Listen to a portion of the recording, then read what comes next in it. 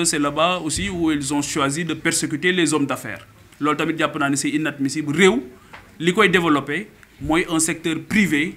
bu am solo bu bëgg réewam bu jàppale réewam mais dafay ànd ak un état stratège bu intelligent boo xamante dina mën a dimbali réewam pour mën ko suqali.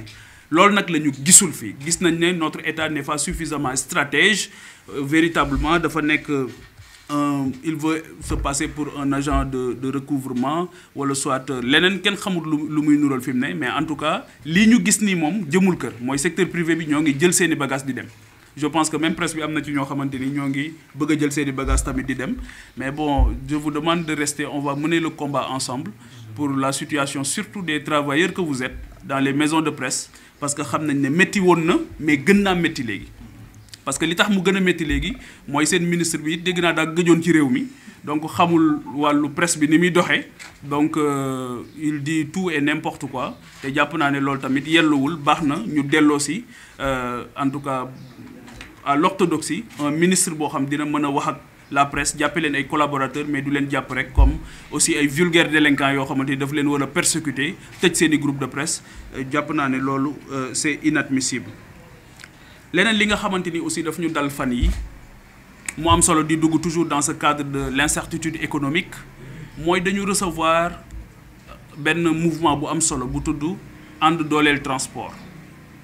qui rassemble les taximans, beaucoup de taximans, le regroupement des taximans du Sénégal. May nuyu seen président Pape Seck Modou Seck bi dëkk Pikine ñu ñëw seet si ma c'est la deuxième fois ñëwoon nañ seet si ma avant la présidentielle parce que boobu dañ doon wër di déglu candidats yi ci lan mooy seen préoccupation sur la problématique du transport. Bi élection yi jàllee aussi jamono bi ñu gisee ni seen secteur demee ñuy wut li ma wax léegi ne kenn dégluwu leen. Le ministre des transports bugg leen a recevoir bugg leen a déglu le premier ministre bugg leen a déglu le président moom li gën a grave non seulement dégluwu leen mais dafa dem rencontrer seen concurrent boo xamante ni dafa ñëw di leen def une concurrence déloyale sur le terrain. Beneen bi mooy yéen ñëpp gis ngeen ay xeetu taxi noonu laa ko mën a tudd VTC yoo xamante ni yéen a ngi leen di gis ñuy daw ci dëkk bi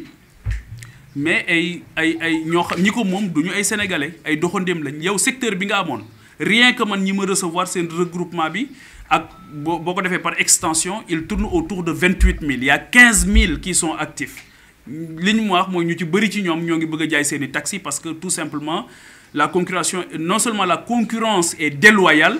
mais beneen bi mooy jafe-jafe yi ñu am pour ñu mën leen a déglu pour mën a réformer seen secteur pour mën a changer le parc automobile renouveler ko mais mën leen a accompagner aussi pour ñu def un service public du transport de qualité. Loolu ñoom ils sont dans les dispositions ils ont montré la volonté mais il n'y a pas une volonté politique réelle en face. Donc loolu aussi ma leen ci massawu ñoom parce que ñëw nañ ma dalal leen ñu xam seen secteur comprendre ko mais bizarrement le ministre qui est un simple bureaucrate qui se retrouve dans son bureau et ses collaborateurs pense connaître mieux le secteur que ñoom ba nga xamante ni dafay jàpp ne dafay bunkériser wu dans son bureau def lu ko neex mais li gën a metti c'est-à-dire 28 000 personnes 15 000 personnes qui sont dans un secteur soo jëlul sa temps déglu leen xaw ma lan ngay def. Leneen li mooy l'histoire des déguerpissements gis ngeen ko tamit bon premier ministre dana yëgu ko woon bon doon naa ko fàttali fële ci assemblée nationale ne ko dégg naa nga ne yëgoo ko woon bon un premier ministre boo xam loo wax mu ne yëgu ko donc loolu aussi ça pose problème. Donc il faut que aussi ñoom ñu gën a góorgóorlu ci di yëg li nga xamante ni moom moo xew leneen li mooy la vie chère temps yëpp waxoon naa ko keroog nee naa leen bàyyi leen ministre yi ak DG yi nekk ci plateau yi naan dund gi wàññeeku na yéen ñii di ma interviewé fii tey ak ñi may seetaan xam nañ ne tey la wàllu gën a ay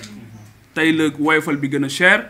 tey la yeneen intrant yëpp gën a saf-sap donc wàññeeku bi moom kuy am salaire u 5 millions ak kuy am salaire u 8 millions dégg naa am na ñu ci am salaire u 9 millions xeet yooyu donc ñooñu moom mënuñoo apprécier dund gu wàññeeku waaw donc ñoom bu ñu ñëwee ci seen plateau yi naan dund gi wàññeeku na da ngeen leen day opposer leen ko rek avec un micro trottoir dem leen rek def micro trottoir koo ci tegal micro trottoir mu daw dégg naa sax léegi ñu ci bëri ci ñoom bëggatuñoo ñëw ci plateau yi et je pense que kanam la jëm su fekkee nguur gi parce que c'est difficile de défendre l'indéfendable et plus ñuy dem plus un gourou de la com mënul sax communiquer sur du top donc il faut du réel pour communiquer et je pense que actuellement jàll nañ une année boo xamante ni véritablement il y a un vrai problème beneen bi mooy c'est sur la justice waxoon naa ko keroog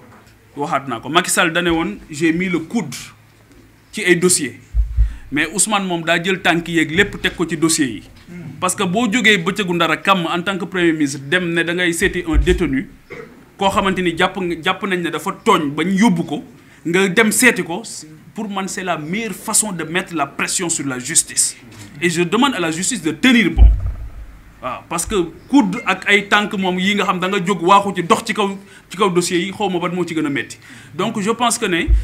li woon wonniwul malheureusement et c'est là où je condamne encore une fois le fait que ñu téye Abdou Nguer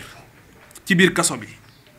Abdou Nguer moom dinaa ci ñëw ci kanam ci dialogue politique bi Abdou Nguer des kaso dialogue politique di am pour man amul sens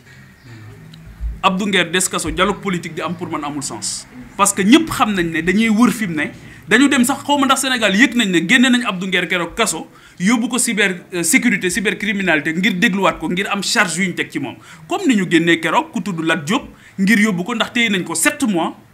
affaire bi mel ni château de cartes ñu gis ne kii kat li ñu ko jàppee dafa mel ni voilà dëgërul keroog génne nañ ko tamit yóbbuwaat ko pour tegaat ko yeneen charge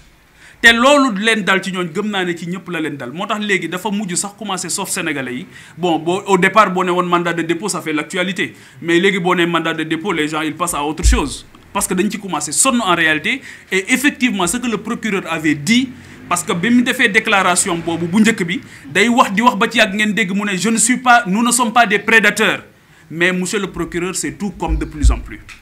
c'est tout comme de plus en plus parce que Abdou Nguer aujourd'hui détenu en prison ça n'a pas de sens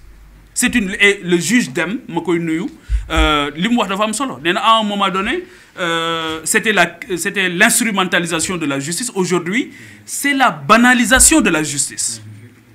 waaw te moom su ko waxee ñu mën ko gëm parce que sonné na alerte bi bu yàgg daal ne j'avais démissionné d'une justice qui avait démissionné et aujourd'hui pour man à ce rythme là di nga woo nit sax mu ne la lan nga may woowee waaw parce que ils sont en train de faire pour man loo xamante ni jàpp naa ne xel nanguwu ko et que c'est à l'image de tous les autres détenus yi nga xamante ni ay détenus ci wàllu opinion lañ leen tëjee leneen li mooy sur le plan politique toujours et la justice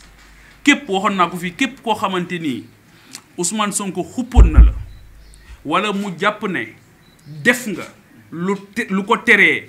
nekk candidat soit muté nañ la fu sori pour sanctionner la soit bu dee acteur politique nga xamal ne moom yow tu es dans le collimateur ku mel ni Abdou Nguer ñëpp xamoon nañ ne dina dem kaso dañ doon laaj kay kañ lay doon waaye chaque jour dañ ko doon wax ne ko yow moom doo tabaskee sa kër wala doo korité sa kër maa ngi demander nag à ce que mu dem tabaskee ji këram parce que il fait absolument rien en prison te bu fekkee ne wax njombe bu fekkee ne wax njombe rek waxkatu njombe yi xam nañ fu ñu nekk parce que je pense que ne de plus en plus mbir yu mel noonu am na feneen foo xamante ni foofu lañ koy dégg bien entendu leneen li nga xamante ni dafa am solo te démb ma déglu ko renseigné wu ci bu baax mooy la problématique des étudiants dinañ defaat beneen waxtaan ci université